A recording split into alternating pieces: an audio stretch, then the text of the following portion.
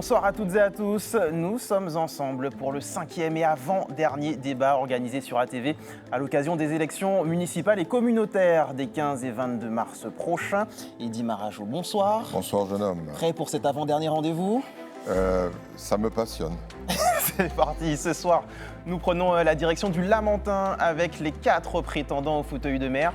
Avant de vous les présenter, je vous rappelle les règles de ce débat. Chaque candidat dispose de 10 minutes de temps de parole, plus 1 minute de conclusion en fin d'émission. Les 3 thématiques retenues ce soir sont les difficultés de circulation, la montée de la violence, ainsi que l'approvisionnement en eau. A noter qu'un tirage au sort a été effectué il y a quelques minutes afin de déterminer votre ordre de prise de parole ainsi que votre placement autour de ce plateau. Eddy, je vous laisse nous présenter cette belle ville du Lamentin. Alors le Lamentin, c'est la ville de tous les superlatifs. J'en ai retenu 5, histoire de ne pas trop vous embêter.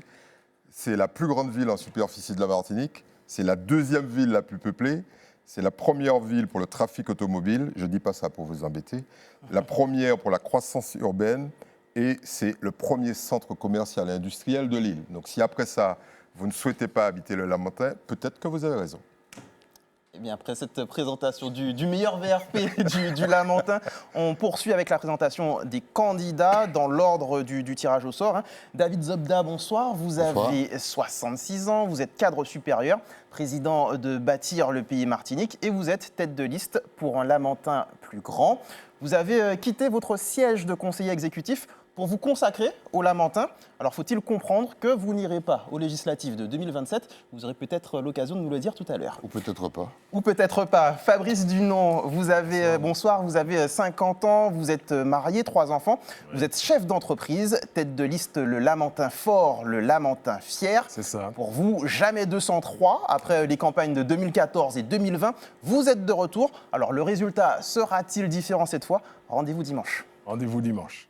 Sylvio Gibon, vous avez 56 ans, vous êtes le chef de file de la liste Une force collective pour un Lamentin ambitieux, chef d'entreprise, vous avez un enfant, vous êtes présent sur la liste de Fabrice, vous étiez présent sur la liste de Fabrice Dunon en 2014, vous étiez présent sur la liste de Raoul Oligny en 2020, cette fois vous êtes en première ligne. Alors attention à la défaite, parce que vous ne pourrez pas quitter votre propre liste. Alors jeune homme, vous êtes prêt ? Raoul Oligny, vous avez 59 ans, vous êtes marié, vous avez 2 enfants, vous êtes directeur du développement territorial, vous êtes tête de liste pour Lot Lamentin. Pour votre 2e candidature, vous avez comme objectif d'atteindre 7000 voix. Attention à ne pas avoir les yeux plus gros que le ventre. Pas du tout. C'est parti. C'est parti donc pour la première thématique abordée ce soir, celle des embouteillages. Alors on le sait, aux heures de pointe, la circulation est tout simplement infernale. Conséquence peut-être de l'attractivité et de l'importance de la ville du Lamentin, si l'on voit le verre à moitié plein. Une situation qui ne risque pas de s'améliorer tout de suite avec les travaux d'extension du TCSP. David Zobda, hasard du tirage au sort, vous êtes le premier à réagir. Vous avez été président de Martinique Transport. Le TCSP devait être la solution miracle au problème d'engorgement sur l'île et donc également finalement au Lamentin. Pouvons-nous parler ce soir d'échec ? Sur le TCSP, sûrement pas. Je pense que le TCSP, on peut apprécier le transport d'une manière globale et avoir des qualificatifs de succès, de demi-échec ou d'échec. Mais sur le TCSP, je pense que c'est un succès. Le TCSP fonctionne très bien. Il est très sollicité, très demandé. C'est l'expérience et la connaissance que j'en ai quand j'étais président de Martinique Transport. Et il a même été question de solliciter la CTM pour son extension. Tellement les communes du Sud et du Nord Atlantique sollicitaient le TCSP. C'est pourquoi l'extension a été prévue à partir de la gare de Mao pour desservir le Sud jusqu'à Céron et le Nord Atlantique jusqu'au Robert, avec une première étape jusqu'à la brasserie Lorraine, Bois-Thibault, etc. Bon, donc c'est un sujet qui fonctionne bien. Maintenant, il faut, à côté du TCSP, avoir une complémentarité de transport pour assurer le maillage efficace du territoire, ce qui n'est pas encore tout à fait le cas. Eddy ? Fabrice Dunon, moi j'ai envie de vous provoquer un peu. La CTM ne vous rend pas la vie très facile. C'est le moins qu'on puisse dire parce que Travaux à Mao, bientôt, Mango-Vulsin, route de la traversée entre Brasquilo et Néducos, enfin plein de projets. Est-ce que vous avez prévu de prévenir les Lamentinois de ne pas circuler pendant les 6 prochaines années? Alors, il y a, j'ai envie de dire, ce qu'on pourrait qualifier d'effet d'annonce, et puis de travaux déjà déclenchés. Donc, pour l'instant, il y a eu des annonces qui sont faites. Vous inquiétez pas trop, en fait, c'est ça? Mais nous ne voyons pas encore le début d'un commencement de travaux. Mais j'espère bien que ça viendra.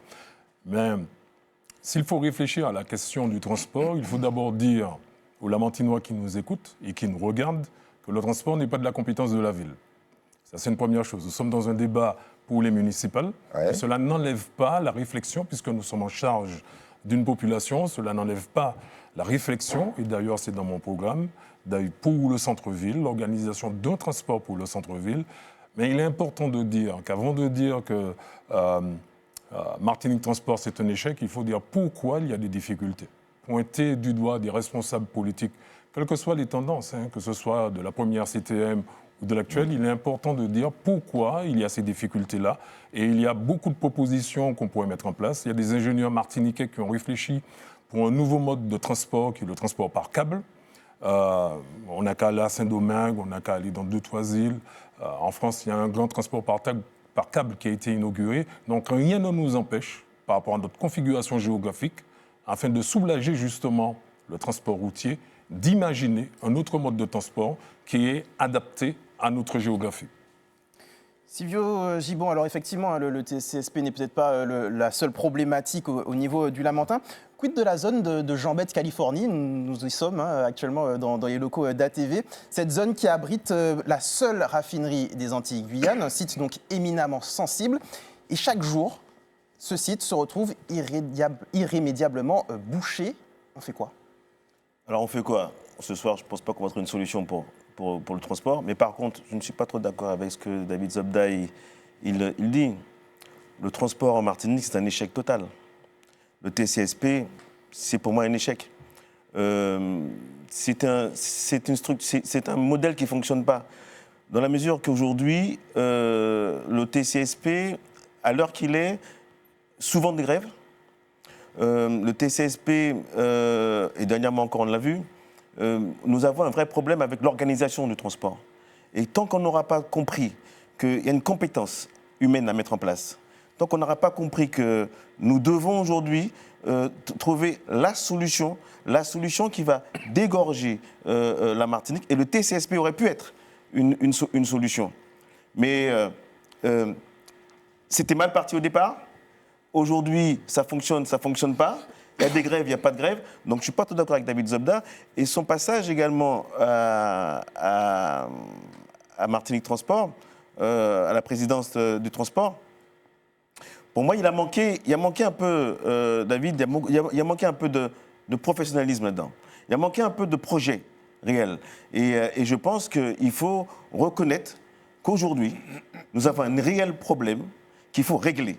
Alors, ou par la partie maritime, ou par ce que Fabrice il donne. Mais en tous les cas, il y a un vrai tour de table à mettre en place pour qu'on arrête avec ce problème de transport.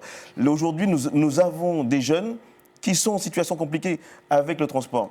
Pour aller au lycée, c'est un problème. On a mis, à mon avis, la charrue avant les bœufs avec le TCSP. Il nous faut impérativement aujourd'hui, c'est une urgence, que le transport en Martinique soit réglé. Et encore plus largement sur le Lamentin, parce que comme vous l'avez bien signalé, au centre du Lamentin, c'est un trafic intense. Et malheureusement, il n'y a que des élus, des politiques qui peuvent essayer de se mettre autour d'une table et régler le problème. Raoul Oldini, j'ai fouillé un peu dans votre programme. Si quelqu'un à Saro a un problème pour se rendre, je dirais par exemple au bourg, ou même tenter d'aller un peu plus loin à la Galeria et qu'il n'y a pas Martinique Transport, il est fichu. Est-ce que... Pas selon nous. Oui, justement, moi je cherchais des programmes alternatifs. C'est ça. Alors, est-ce que vous en avez et est-ce que vous pourriez nous les présenter? Parce que je n'ai pas trouvé. Peut-être pas dans le détail, mais on a quand même parlé de cette question de mobilité, pas de transport seulement. Ouais. De mobilité parce qu'en fait, C'est ce manque de moyens de se déplacer, déjà intracité et en dehors, c'est une difficulté. Je viens sur la question du TCSP qui vient à Mao. Vous avez dû voir Vous n'avez pas répondu à ma question. Je répondrai. Je ne ferai pas Georges Marchais qui dit « venez avec questions, je viens avec mes réponses ». Oui. Je dis simplement que le TCSP, je suis d'accord avec le fait de se dire que ça ne fonctionne pas de manière optimale. Ça, c'est une vérité. Je suis aussi d'accord sur le fait de dire que les connexions ne sont pas là, ou souvent pas là. En tout cas, pas aux horaires annoncés.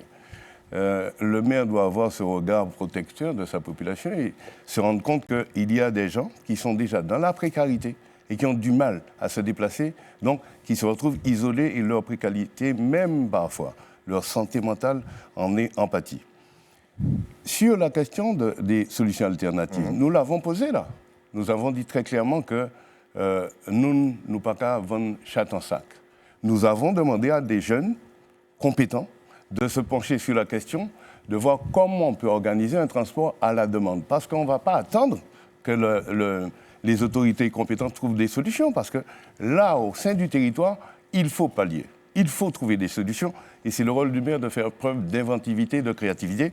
Il y a des solutions alternatives qui viennent, avec un tarif social. L'institution municipale prendra toute sa part de responsabilité, mais il y a aussi cette vision-là, à l'intérieur même du bon, de déplacement par des navettes. Parce que c'est pourquoi je dis TCSP, ils arrivent à Mao et il faut traverser pour aller du côté est, avec des gabas. Et souvent, puisque là encore, il faut être proche des gens, je me transforme en taxi collectif pour déplacer les gens de gauche à droite. Bon, vous revenez au taxi collectif. C'est peut-être une solution. Gardez un petit peu de temps. David Zobda, un départ, parce qu'on a évoqué le fait que vous étiez à la tête de Martinique Oui, j'ai Transport. entendu ça. On a On en a évoqué... profité pour m'écorcher. Non, mais bon, vous savez que c'est le jeu. Vous étiez membre du conseil exécutif. Un départ de la CTM n'est pas sans conséquence. Ça a dû faire mal quand même. Hein. 60 millions ont disparu. Ça fait cher la démission, non? Je ne sais pas de quel chiffre vous parlez. Vous avez annoncé de manière extrêmement fière, et vous aviez raison, parce que Serge Attimi avait dit « je vais financer les projets du maire du Lamentin Oui. ». Et on n'en parle plus du tout.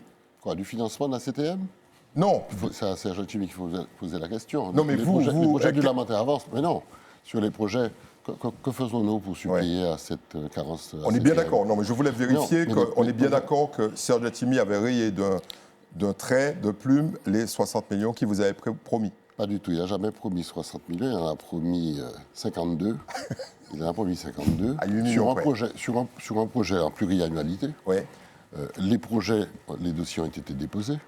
Aujourd'hui, évidemment, il y a un solde à financer par la CTM. Qu'avons-nous fait? On a été obligé d'emprunter, de faire un emprunt complémentaire pour porter les projets. Mais j'ai bon espoir qu'à terme, quand la CTM reviendra à bonne fortune, à meilleure fortune, que ces sommes c'est l'expression qui va faire fleurir. Ces sommes qui sont contractualisées, attention, elles sont contractualisées. Et d'ailleurs, je vous donne une information, le magistrat de la Chambre régionale des comptes voulait, sur un dernier audit qu'il a effectué à la ville du Lamate, que l'on inscrive ces sommes-là en recettes et qu'on adresse un titre de recette à la CTM. On ne l'a pas fait, parce que j'ai estimé qu'il n'était pas...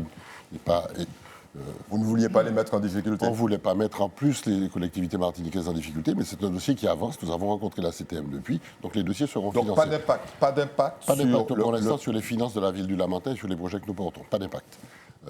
Je veux juste dire deux mots. Ce projet qui consiste à faire des navettes en cœur de ville, il existe déjà. Hein. Je vous dis qu'on devait déjà le faire. Nous avons eu un accord avec un groupe martiniquais qui est le relais d'un groupe national et qui finance des véhicules électriques. Et finalement, il a renoncé à ces véhicules électriques.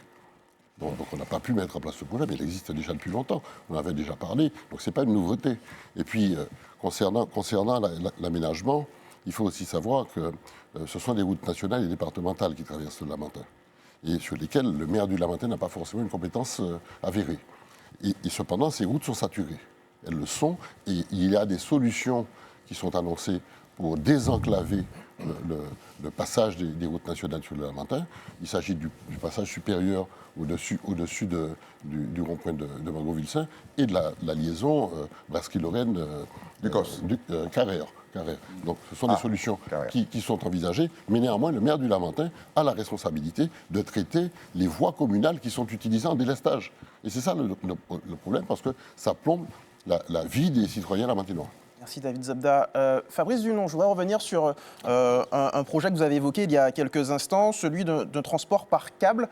C'est une solution qu'on a entendue d'ailleurs, Eddy, au moment des débats de Schellcher, je crois. C'est quelque chose que vous avez déjà étudié, financé, ou alors c'est simplement une annonce comme ça, puisque c'est bon temps de le faire peut-être en temps de campagne. C'est vrai qu'en 2020, nous avions évoqué le transport interne dans le centre-ville par rapport au bus électrique comme étant une extension justement du TCSP. Nous sommes rendus en 2026. Il est urgent de dire à la population que nous allons nous engager d'une manière ou d'une autre en tant que mairie, en tant que maire, pour que cela soit fait. D'abord, la ceinture de la ville, de trajets simples. La ceinture du centre-ville et traverser la rue Ernest-André pour aller jusqu'à Place d'Armes. Parce que c'est vrai, les personnes qui sortent de Mao, qui sont à pied, généralement ce sont des seniors, ce sont des lycéens, ce sont des personnes qui reviennent après une journée longue et fatigante. Et l'inégalité au niveau du transport engendre également d'autres inégalités. Concernant le transport par câble, non, ce n'est pas mon idée, je l'ai bien dit. Il y a des ingénieurs qui ont fait une rencontre à Schellcher avec la société civile. C'est bien ça, dont le président est Serge Cabra.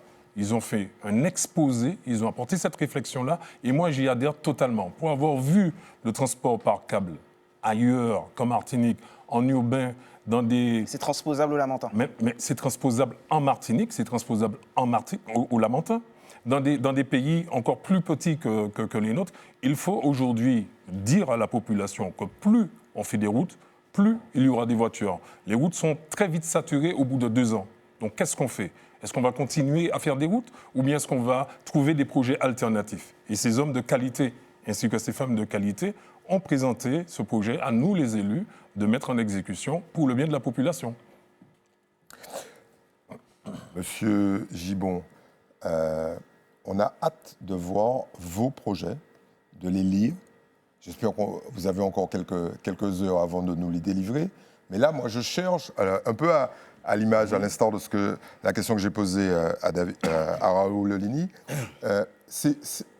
la ville du Lamentin, c'est comme une énorme ville rurale, et il y a des quartiers qui sont très très loin du centre-ville, et ces gens souffrent en permanence.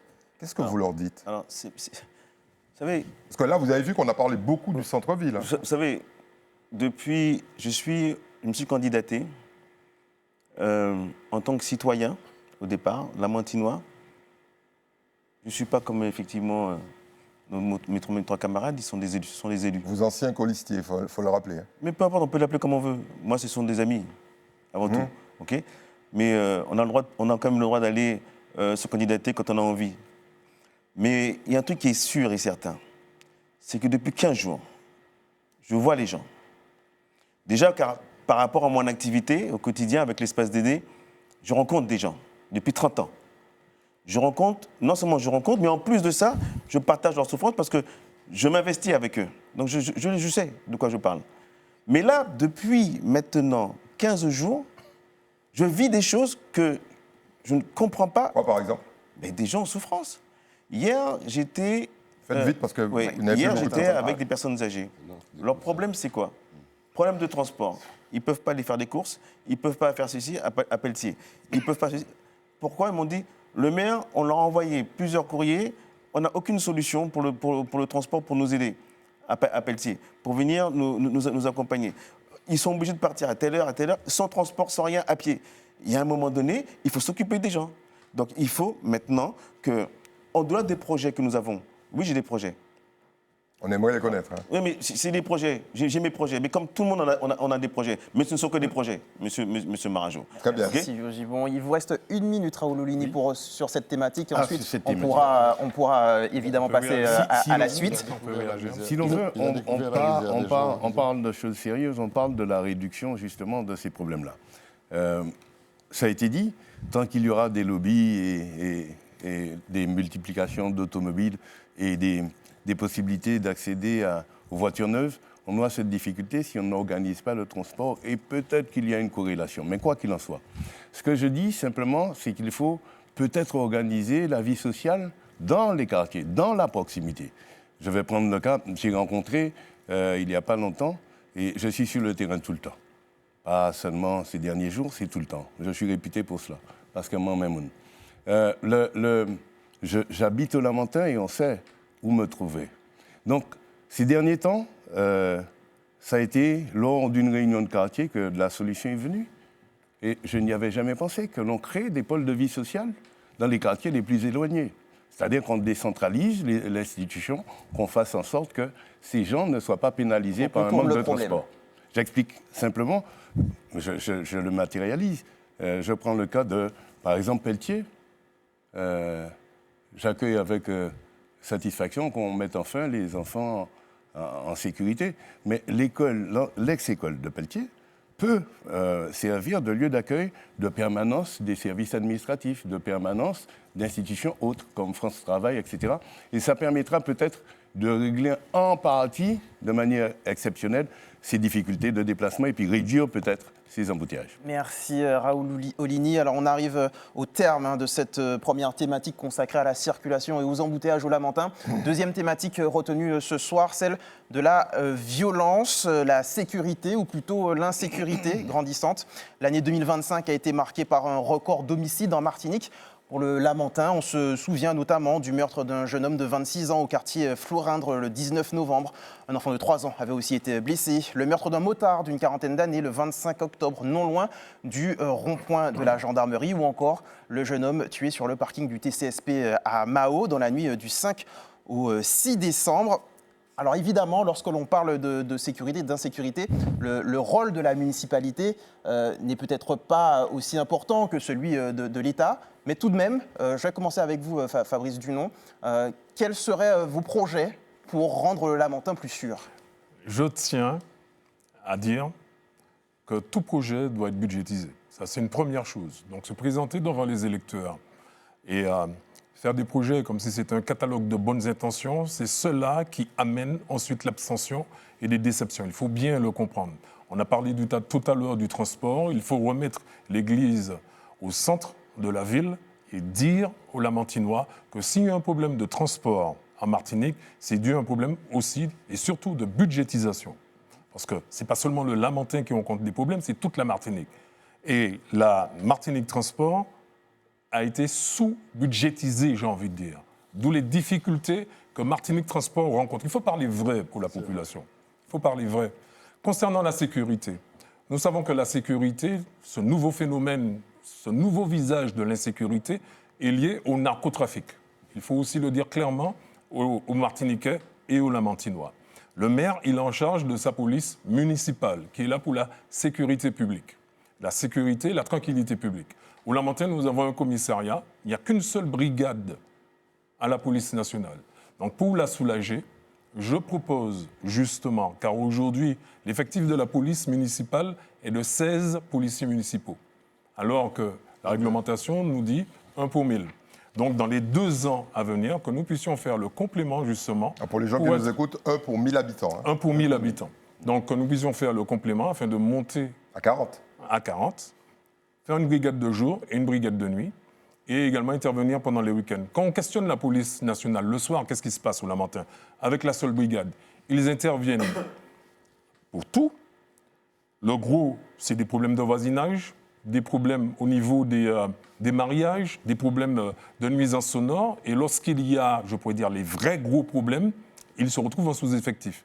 Donc s'il y a une police municipale le soir qui s'occupe justement de ces problèmes de proximité, la sécurité sera mieux assurée. Et il faut aussi que la sécurité soit visible. Donc ce n'est pas seulement, j'ai envie de dire, le fait d'envoyer des gros bras, mais il faut traiter chez nous, ceux qui sont au bout du Lamentin, ce sont également des Lamentinois. Donc il faut appuyer sur le volet social, sur la prévention, mais aussi sur la sécurité pure du moins, avec l'augmentation de l'effectif de la police municipale. Raoul Olini, Fabrice Dunon vient de dire très clairement, pas d'argent, pas de sécurité, pas de transport. Ça ne vous embête pas que, de manière durable, l'INSEE vous dit que vous avez 39 999 habitants et que si vous aviez un habitant en plus, vous auriez probablement beaucoup plus d'argent. On vous a jamais entendu sur le sujet. Le maire, oui, mais vous, non. J'ai envie de savoir ce qu'un opposant pense de cette espèce de diktat. Et il semblerait, l'INSEE rajoute que vous avez perdu en 8 ans 407, de manière très précise, Oui, 407 habitants. Alors que la réalité semble indiquer le contraire. Maintenant, ce qu'il faut remettre en cause, c'est peut-être les périodes de recensement de l'INSEE, de manière à pouvoir... Franchir cette barre. Voilà, franchir cette barre. Parce que mon petit doigt me dit que si vous franchissez les nous, 40 000, nous sommes déjà... vous aurez de l'argent. La dotation globale de fonctionnement est indexée sur cette affaire-là. Et je crois que là, il faut militer avec nos partenaires, parce que nos territoires ont peut-être besoin de plus de moyens que du côté notamment de pour la sécurité. Nous sommes, exactement, et je l'entends là, nous sommes effectivement sous-dotés.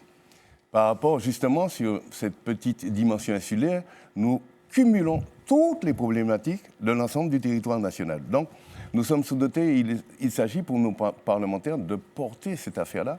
Mais maintenant... Mais quand un opposant hurle tous les matins, peut-être qu'ils vont l'entendre. On n'entend pas celui qui mène la commune, on va entendre l'opposant qui hurle. Pourquoi pas, hein? Peut-être. Donc, c'est l'occasion, les élections municipales, c'est l'occasion. Cette affaire-là, on va se dire une chose... On va laisser ça. Attendez, David. On va se dire une chose... S'exprimer. On va se dire une chose sur la question de la sécurité. Je partage ce qui est dit, mais on parle de renforcement d'une passerelle de collaboration plus active avec la police nationale, effectivement. Au-delà des interventions un peu sur des incivilités, aller sur justement le gros du traitement administratif, puisque des discussions préalables m'ont permis de comprendre que justement la police nationale traite trop de dossiers administratifs qui pourraient être déportés pour leur permettre d'être plus souvent sur le terrain. Et coupler ça à des médiateurs sociaux et puis des médiateurs peut-être culturels. Mais si question il y a, on reviendra sur justement la prévention. Ça passe par l'éducation, ça passe par l'engagement à la citoyenneté, etc. David Zobda, une réponse peut-être à ce que vous avez entendu? Oui, je ne peux pas laisser passer ce qu'il vient de dire. Il dit qu'on n'a pas entendu le maire, mais il n'y a que celui qui est sourd qui ne veut pas entendre. C'est pas sérieux. Nous avons fait X réunions, nous avons organisé des débats sur la sécurité, nous avons tenu des CLSPD avec le préfet, avec le procureur de la République, avec les commissaires, avec les instances en charge de la sécurité. Je ne peux pas laisser ça. Enfin bon, c'est facile de dire ça. Non, je parle, laissez-moi parler. C'est facile de dire ça, mais c'est irresponsable. On parle d'un sujet sérieux, la sécurité. Et j'apprécie beaucoup tout ce qui a été dit, notamment par Fabrice Didon. Oui, je partage ça. Parce que nous sommes tous confrontés à cette situation-là. Mais je ne peux pas laisser dire qu'on n'a rien fait. Au contraire, nous avons 22 policiers. Je n'ai pas dit cela. Oh papa, mais c'est... Monsieur Maraj, vous faites un peu la police. Voyez, On parle de sécurité, justement, mais on parle tout de même. sécurité, mais justement... Monsieur Zobda, je vais faire un peu la police. Non, je termine. Il y a une proposition... Attends, j'ai mon temps de parole. Il y a une proposition qui circule avec une équipe de tonton Macoute. Ah Ben oui, porté par monsieur Oligny. Mais est-ce que c'est ça qu'on veut? Est-ce que c'est ça qu'on veut? Ou bien on va installer le commissariat là où il y a un trafic? Ce sont Vous parlez dans votre programme de caméras de vidéosurveillance installées. De monsieur Oligny, ce sont des propositions stupides. Eh ben, C'est les propositions les plus stupides que j'ai entendues sur la sécurité. Mais non, moi je dis, et je rejoins parfaitement ce que dit Fabrice, il faut évidemment renforcer la police municipale. Mais il faut aussi travailler sur la prévention. Et puis il faut rester sur le champ de ce qui est dévolu à la responsabilité municipale. C'est pourquoi j'y associe de manière très étroite la police nationale, parce que la police nationale a son rôle à jouer.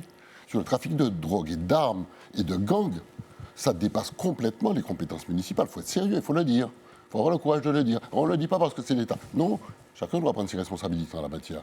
Mais ce que je dis aussi, c'est que quand on regarde tous les chiffres, parce qu'il ne faut pas rester sur un sentiment, moi je travaille avec des chiffres, et sur tous les autres chiffres qui sont liés à la sécurité, c'est-à-dire les vols à la roulotte, les attaques, etc. Tous ces chiffres, au Lamentin, sont en régression en moyenne de 18%. En régression de 18%.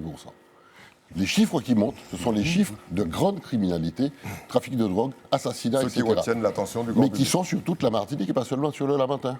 Alors évidemment, il faut travailler. Nous avons l'inconvénient ou la chance d'être en zone police avec Fort-de-France. Il faut que les moyens soient augmentés et que le commissariat du Lamentin soit vraiment en pleine charge pour assurer les missions de l'État. Monsieur Gibbon, c'est de notoriété publique, David Zobda vient de le signaler, que certains quartiers du Lamentin sont gangrénés par le trafic de drogue. Entre autres, vous êtes maire dimanche soir, vous faites quoi? Bon, déjà, je pense que je vais m'adresser à David là-dessus. Je ne sais pas si on a, comme Fort-de-France, un contrat de sécurité intégré sur le Lamentin. Sécurité intégrée, non, on a un CLSPD. Ouais, alors, bon, je pense qu'il faut qu'on aille déjà sur ce contrat-là. Ce contrat de sécurité intégrée nous permet aujourd'hui, comme Fort-de-France, là d'ailleurs, comme Fort-de-France là aujourd'hui, nous permet d'augmenter les effectifs, mais surtout d'avoir un accompagnement de l'État, qui est assez important, puisqu'il y a des subventions pour ça, et il y a une prise en charge par l'État sur un certain nombre de choses, notamment pour les équipements, vidéosurveillance et compagnie. Donc déjà, si ce contrat est signé, ça nous permet déjà de travailler en collaboration étroite avec l'État, Mais on n'a sur pas un besoin de contrat signer. qui existe. David déjà- Zobda, on a- permettez-moi de faire la police, David Oui, vous Zobda. avez raison, vous Ne avez les raison. interrompez pas. Vous avez raison. C'est parti, allez-y. Et puis ça, c'est, on va dire, du court terme. Mais à long terme, moi, je pense qu'il y a un vrai problème à gérer. C'est occuper les jeunes aujourd'hui. Il faut vraiment les occuper. La sécurité, l'insécurité se règle parce qu'on va s'occuper de cette jeunesse. Il faut vraiment s'en occuper. Parce que... Est-ce que vous en aurez les moyens? Parce que quand on compare le revenu au quotidien par rapport à ce qu'on leur propose, Monsieur ils ont vite fait le choix. Monsieur Marangeau, les moyens, on les trouve. Les moyens, on les trouve. Monsieur Marangeau, aujourd'hui, on les trouve. On ne peut pas dire qu'on ne peut pas trouver des moyens. C'est une question de volonté. C'est une question de politique. On veut ou on ne veut pas. Et à un moment donné, il faut qu'on se pose la bonne question. On a un gros problème.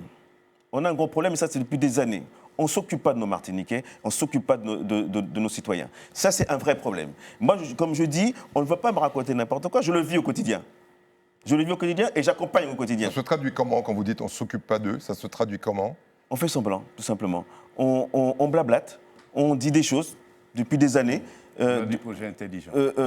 Voilà. Et on n'est pas vraiment sur des vrais projets, sur des vraies solutions. On est sur de la spéculation. C'est exactement comme nos projets que nous avons aujourd'hui. On va arriver devant un citoyen, sur ton plateau, on arrive sur le plateau, on déballe des projets, mais ce ne sont que des projets. D'accord? Donc maintenant, il faut arrêter. Il faut que les Martiniquais attendent de nous de l'action. Alors allons actionner. C'est ça qu'il faut aujourd'hui qu'on comprenne. Allons actionner. Les gens sont en souffrance.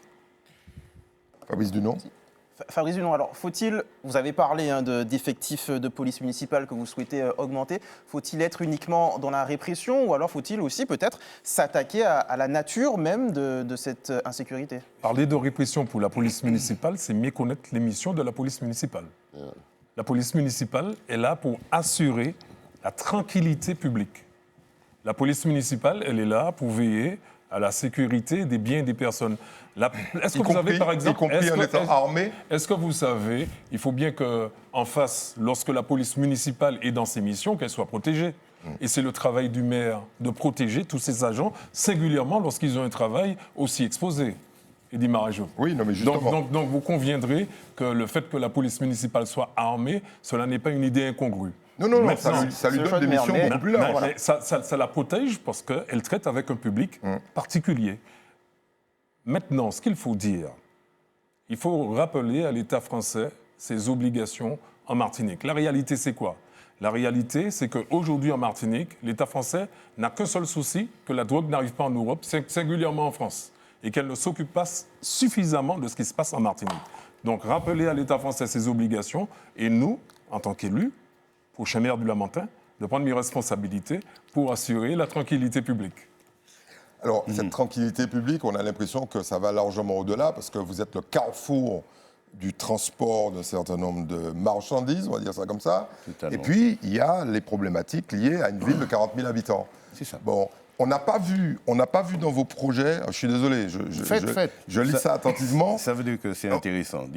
Il n'y a pas que des choses Sans aucun stupides. doute. Allez-y. Sans aucun doute. On n'a pas vu de réponse très précise, justement, à des problématiques qui ne sont pas des problématiques sociétales, classiques, mais ce sont des problématiques de grand banditisme, ce sont des problématiques qui dépassent la responsabilité, la sphère municipale. Voilà. Mais malgré tout, il faut en tenir compte. C'est un problème, et ça, je suis d'accord avec cela. Je vais intervenir sur deux volets. Cette problématique-là, qui ne peut pas être portée par la seule commune. C'est pas parce que toutes les communes aujourd'hui sont presque impactées par cette affaire-là. Et on dit, c'est une expression créole, les babouka bridés, voilà, les bouzetans. Moi, je dis simplement qu'il faut que ça soit étudié et une force sur l'ensemble de la Martinique, cette question-là. Ce qui a été dit là est juste. La Martinique est devenue une plaque tournante de tous ces trafics. Il s'agit aujourd'hui qu'ensemble, il y ait cette vraie volonté politique de faire en sorte que ça diminue, voire ça cesse. Ça demande qu'on se mette ensemble pour réfléchir avec les partenaires institutionnels, ceux qui ont cette prérogative-là, et poser clairement les actions à mener pour la réduire. Maintenant, comment faire en sorte que nos jeunes ne tombent pas systématiquement... Il vous reste quelques secondes. Hein. Systématiquement dans cela, c'est...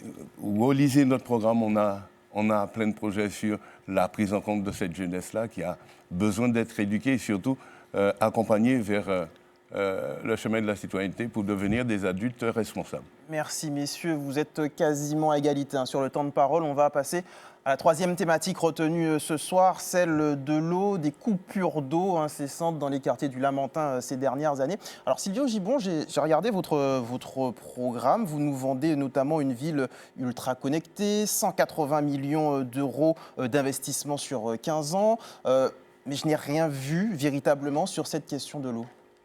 Il y a plein de sujets, je pense, qu'on n'a pas développés sur notre programme. Une problématique majeure tout de même pour la population. C'est une problématique majeure, mais bon, je veux dire, vous savez, quand on se candidate et on va à l'essentiel. Aujourd'hui... l'eau, c'est quand même l'essentiel. Non, mais c'est même pas ça, c'est que vous parlez, comme je dis, je suis là, citoyen qui vient pour venir me candidater par rapport à un certain nombre de problématique que moi je vois. Et j'estime qu'il faut qu'on actionne sur un certain nombre de choses. Maintenant, la problématique de l'eau, c'est une problématique majeure, voire même de santé publique. Donc ça, c'est quelque chose qui, pour moi, on est obligé de se pencher sur cette problématique. Non, on s'attendait dans votre programme à avoir quelque chose dessus. Parce que vous savez ce qu'on fait, on met Lamentin coupure d'eau sur le net. Il y en a des tonnes, donc a priori, ça devrait vous sauter aux yeux. Oui, mais bon, ça ne m'a pas sauté aux yeux. Parce qu'aujourd'hui, simplement, pour moi, il y avait un problème de sécurité qui était aussi important, et un problème de vie associative qui est aussi important, et un problème culturel qui est aussi important. On a énormément de problèmes qui sont importants, parce qu'on est orphelin de beaucoup de solutions. Au Lamentin. Donc, à un moment donné, il faut se poser la bonne question. Maintenant, oui, l'eau est un problème. Passer 4-5 jours sans eau, c'est un problème. Comme passer 4-5 jours sans électricité également, c'est un problème. Donc, moi, je pense qu'il y a une vraie réflexion à avoir dessus et qu'il faut que collectivement, quand je pense dessus, parce que le problème de l'eau, c'est aussi Odyssey, c'est aussi d'autres acteurs qui n'est pas une compétence uniquement de la mairie. David Zobda, vous avez vécu plus grave que ça. 4 ou 5 jours, on va dire que c'était la partie soft, puisque certains quartiers sont restés plusieurs semaines sans eau lors de la grande sécheresse. Oui. Est-ce que ce n'est pas un problème bassement financier? Parce que j'ai l'impression que vous avez été victime d'une espèce de guerre là, entre la SM et Odyssey sur une question de prix de l'eau. Est-ce que vous avez des choses à nous révéler? Il y a deux choses. Il y a deux problèmes.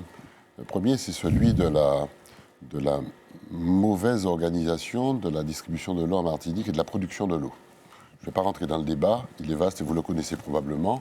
La ville du Lamentin et Saint-Joseph, qui étaient au SIX, sont passés à la CACEM quand la loi est sortie. Et donc la répartition des ouvrages et les distributeurs ont changé.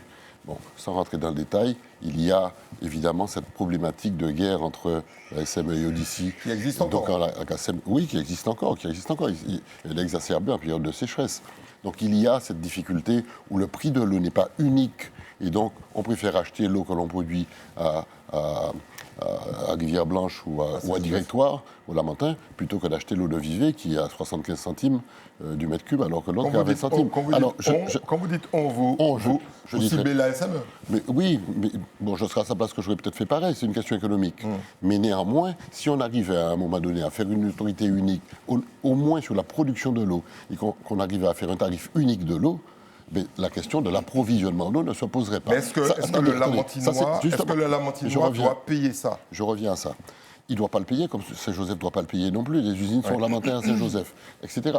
Chelcher a un problème d'eau, alors que l'eau arrive tout près de Chelcher et il est rejeté à la mer. Il le jette Bon, bref. à la mer. Ça, c'est le problème de l'organisation de la distribution de l'eau. Le deuxième problème sur le Lamentin, c'est l'alimentation des réservoirs.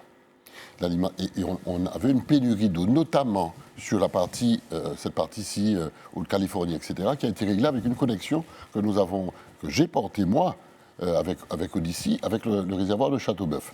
Il reste encore à approvisionner les 2 réservoirs de Mont-Serpent et de Roche-Carrée pour alimenter toute la zone, y compris celle de Duchamp et de Grandchamp.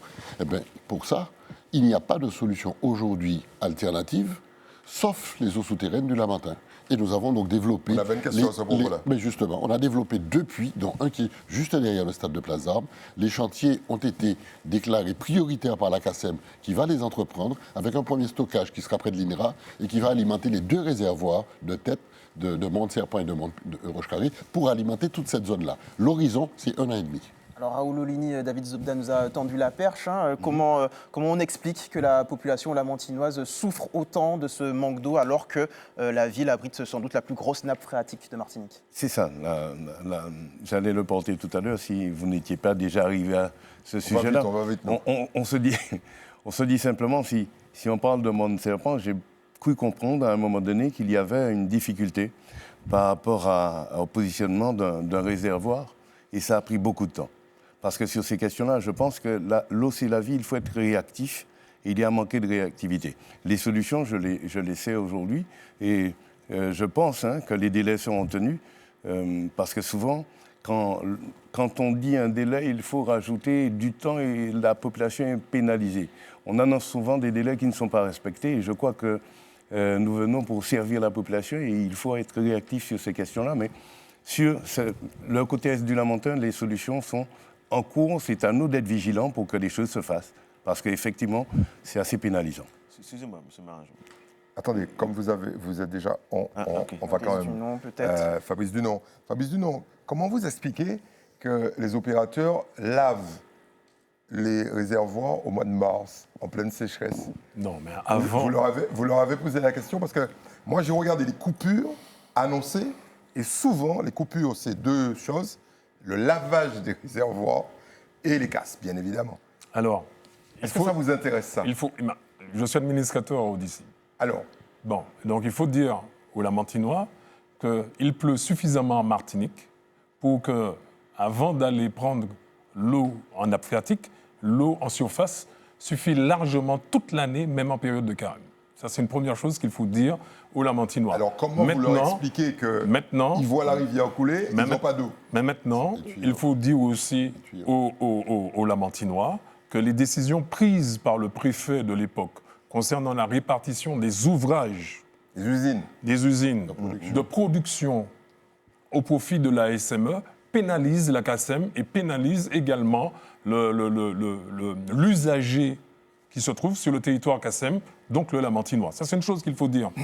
Donc, il faut que les élus ont déjà fait cette action-là, mais il faut encore l'amplifier.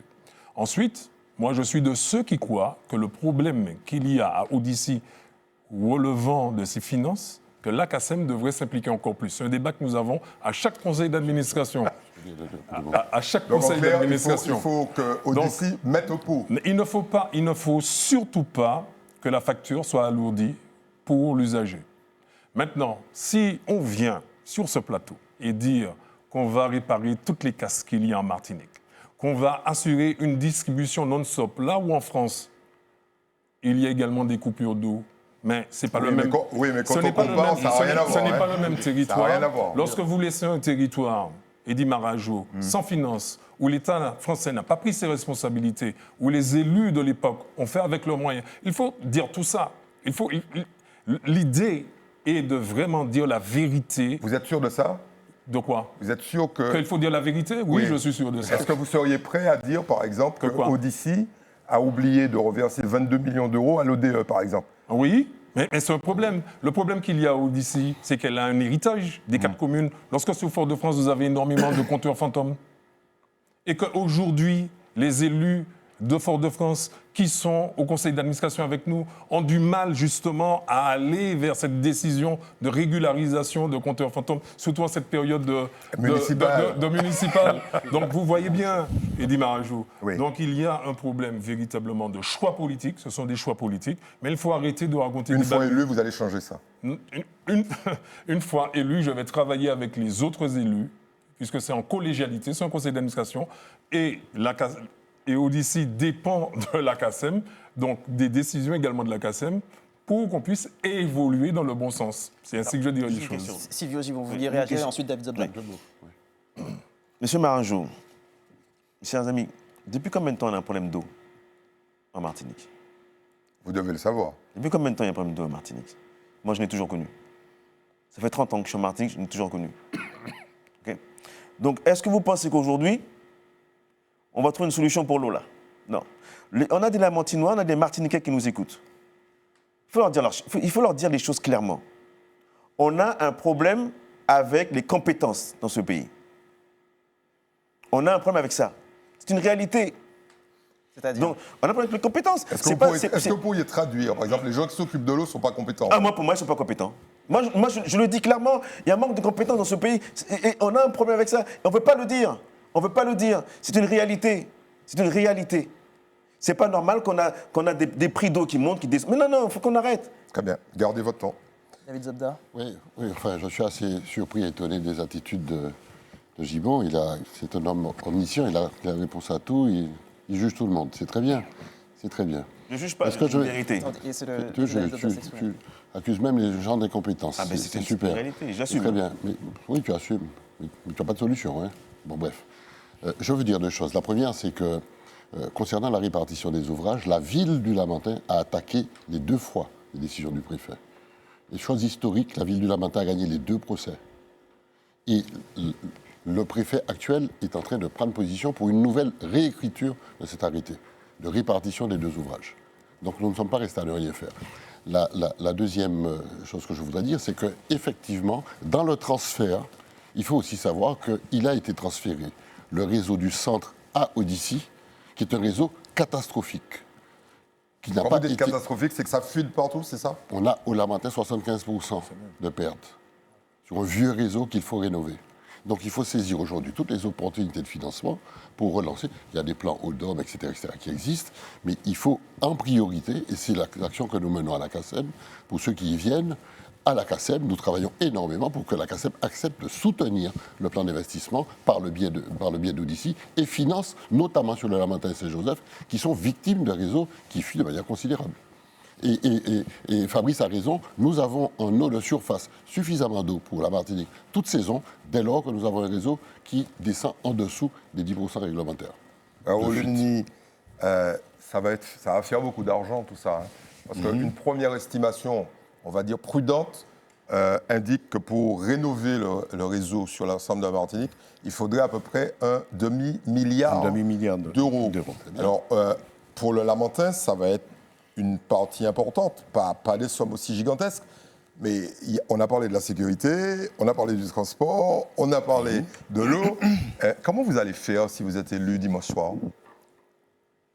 La question de la rénovation de ce réseau-là, ce n'est pas d'aujourd'hui qu'on parle de cela.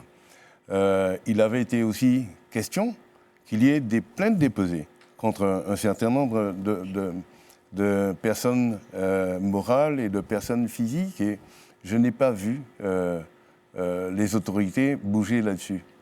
Mais il s'agit de pouvoir redimensionner les politiques publiques et prioriser certaines dépenses.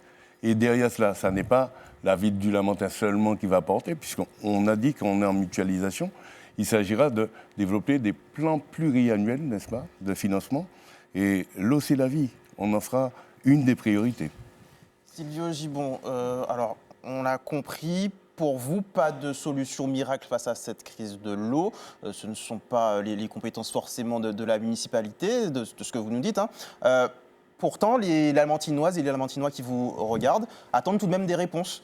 Ça veut dire que dans les 6 prochaines années, si vous êtes élu maire, rien ne se passera à ce niveau-là? Ils seront toujours autant privés d'eau? Si demain je suis élu maire, on va faire un tour de table avec les structures compétentes.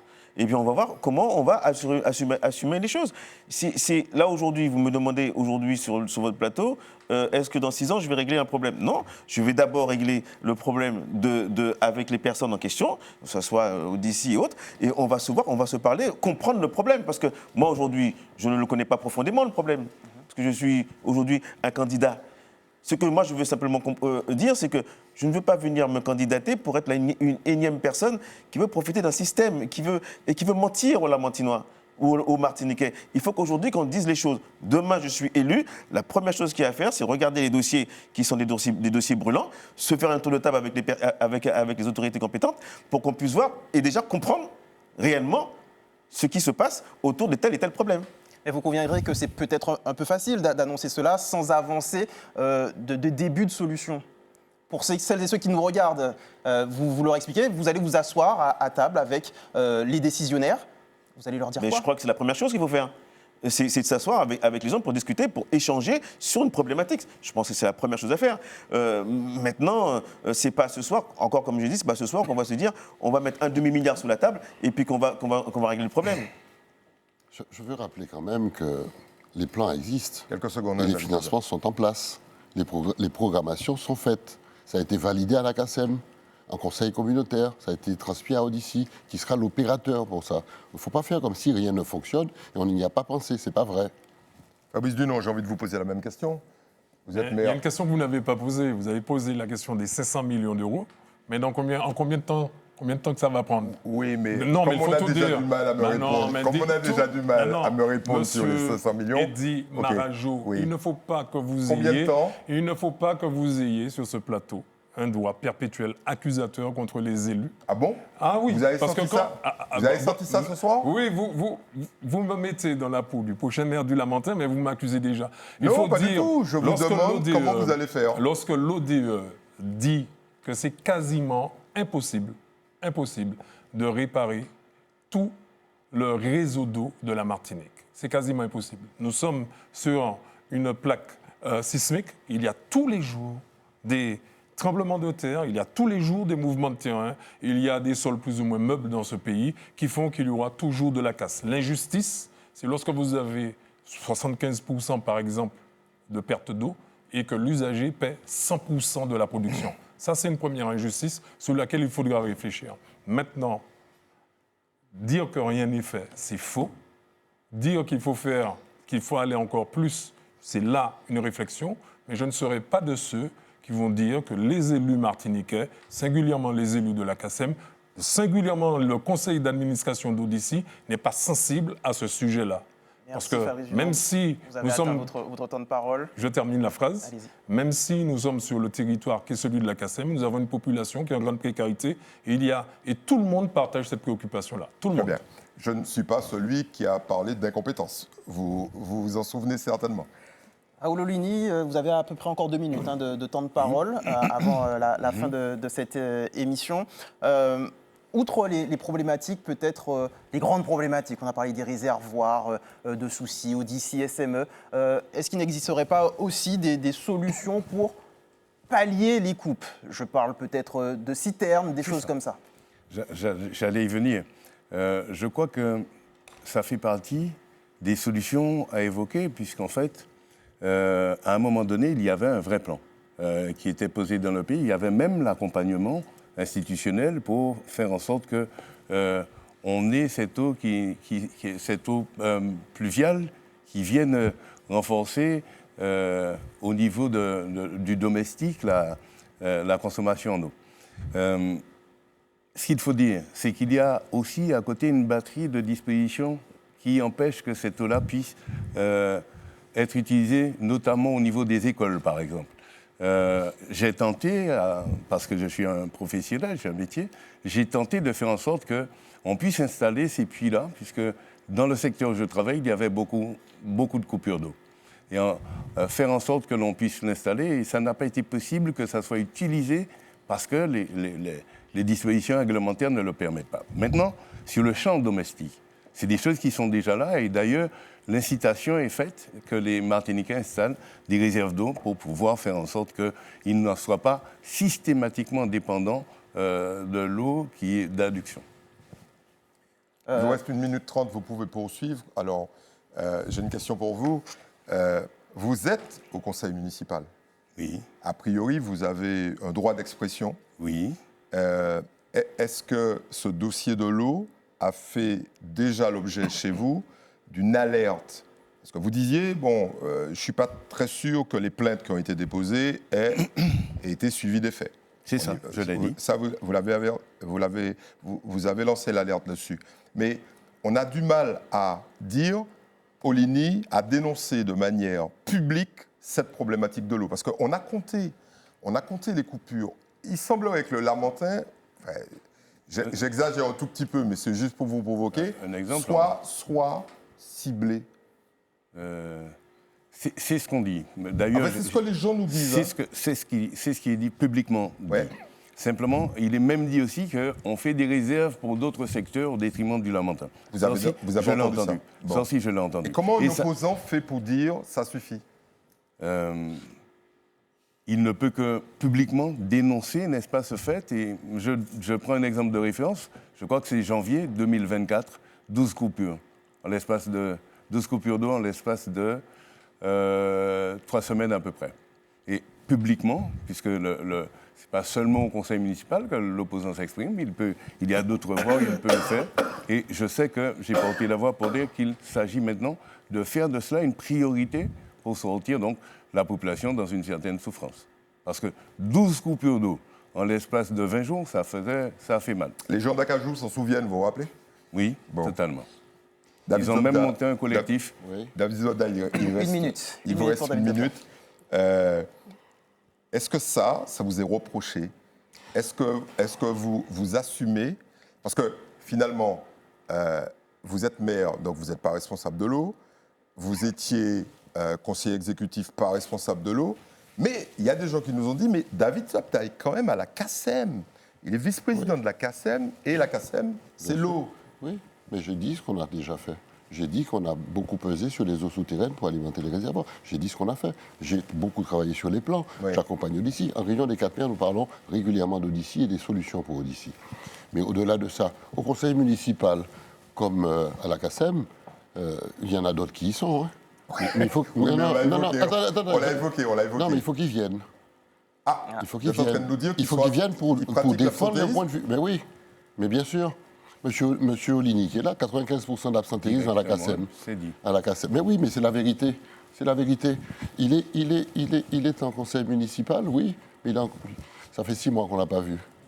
Il est à la commission finance et à la commission urbanisme, 98% d'absentéisme. On va quand même lui donner quelques secondes pour il qu'il va, réponde. absolument, Très bien. absolument. Mais ce sont des réalités.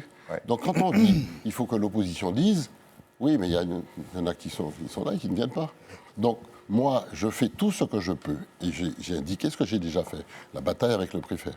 J'ai indiqué les solutions sur les plans portés par la CACEM sur la réparation du réseau. J'ai indiqué la recherche en eau souterraine. Merci, Donc j'ai David déjà Zobda. fait beaucoup en ma qualité de maire et de vice-président de la CACEM.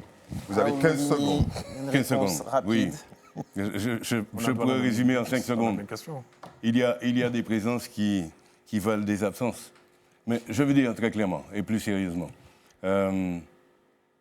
J'ai participé et il faut prendre de bonnes références. Ce n'est pas le jeu, ce n'est pas ce qui intéresse nécessairement le Lamentinois. Ouais. Quand on est sérieux, on rentre pas on n'est pas dans les années 60. On est sur des choses sérieuses. C'est fait, malheureusement. C'est fait. Voilà, malheureusement c'est fait. Je rappelle qu'on est au XXIe siècle, quoi, et qu'il faut passer à d'autres Alors sujets oui, qui oui, préoccupent. puisque vous êtes concerné. Mais très, Alors, très rapidement. Et rapidement. ensuite, ce sera à Sylvie Gibon de s'exprimer. Il y a encore 1 minute 30 pour s'exprimer à ce Ce sujet. travail se fait déjà en collégialité. Là encore, c'est le devoir de vérité. Dire autre chose au Lamentinois, c'est mentir. 2 choses. Pendant la mandature, j'ai fait une réunion où il y avait l'ODE, la SME et Odyssey pour que justement les Lamentinois entendent la réalité. La deuxième chose, lorsqu'il y a eu la grave crise en 2020-2021, et Odyssey, via la mairie, a fait la distribution de bouteilles d'eau, parce que c'est une obligation au niveau de la loi Très pour rapidement, Odyssey. Fabrice Dunant. Dans mon propre chef, j'ai acheté 20 000 bouteilles d'eau, Eddy Marajou et M. Charpentier-Titi, parce qu'il fallait participer activement.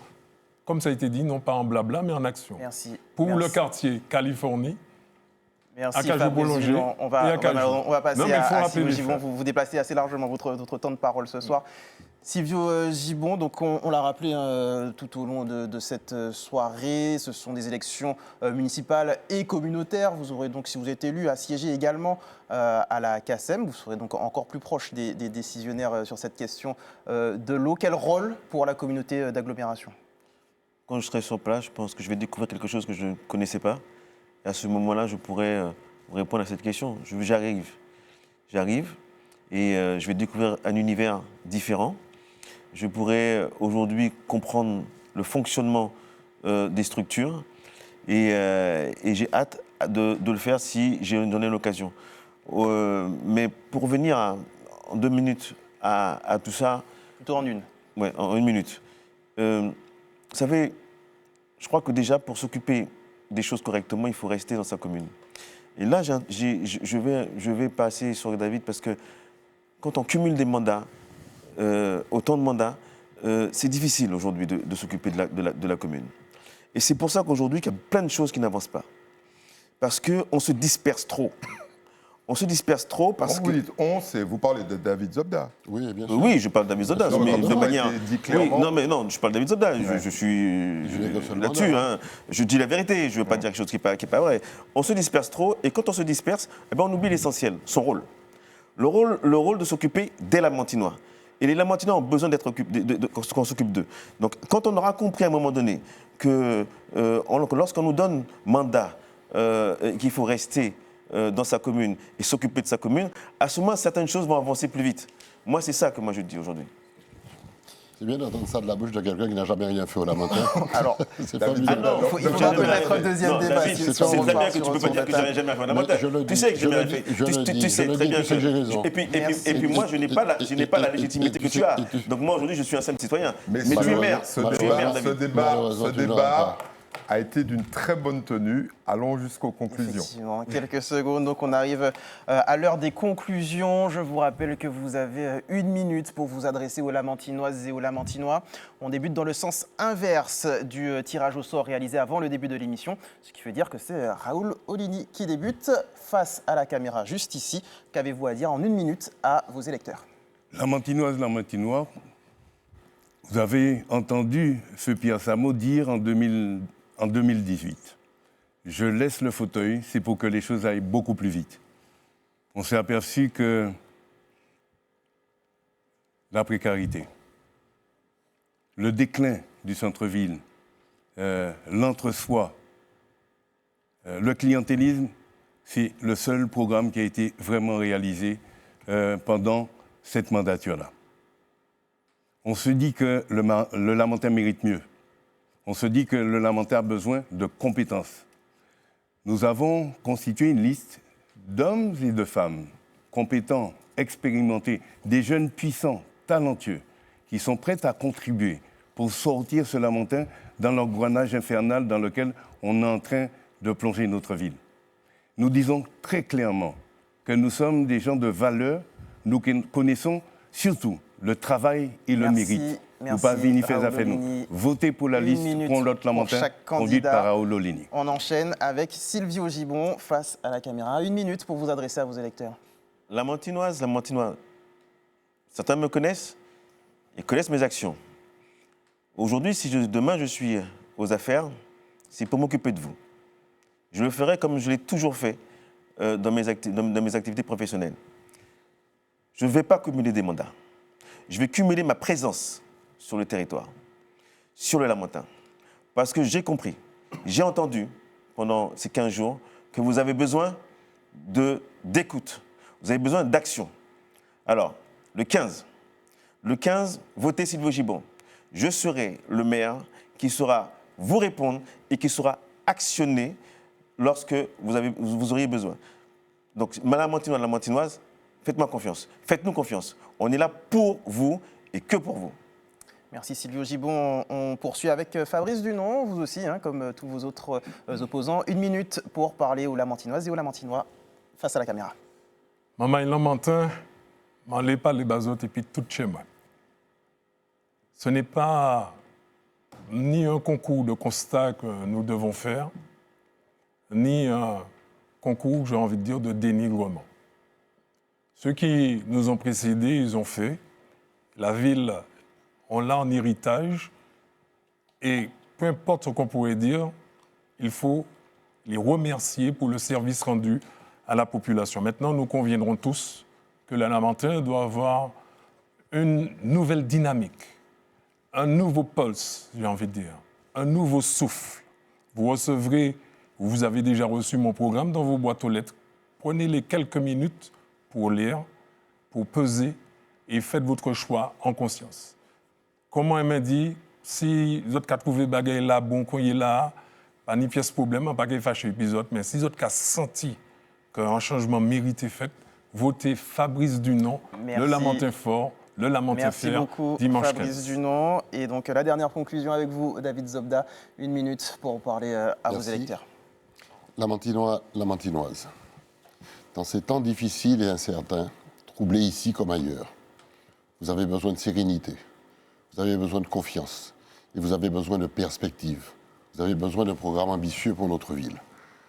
C'est parce que nous sommes capables de continuer ce travail-là et de porter ensemble cette ambition pour notre ville que nous venons vers vous, le Lamentin plus grand. Vous avez entendu à la fois des fainéants et des absents. Autant de personnes sur qui vous ne pourrez jamais compter. Mais nous avons prouvé et démontré que nous sommes capables de faire avancer le Lamentin. Alors ensemble, parce que nous sommes dans une filiation de Georges Lassian, de Pierre Samo, nous avons une ambition pour notre ville et rendre à cette ville son orgueil et sa fierté. Alors ensemble, parce que c'est vous et parce que c'est nous, nous serons encore là avec vous pour un Lamentin plus grand. Le 15, votez David Zobda et le Lamentin plus grand. Merci beaucoup, David Zobda. Nous arrivons au terme de ce débat entre les 4 candidats à la mairie du Lamentin. Merci, messieurs, d'avoir répondu à notre invitation. Il dit merci beaucoup à vous également. On se retrouve demain, d'ailleurs, nous, pour l'ultime débat avant le premier tour des municipales. Il sera question de la ville de Fort-de-France. Merci, chers téléspectateurs, de nous avoir suivis. Passez une excellente soirée et à demain.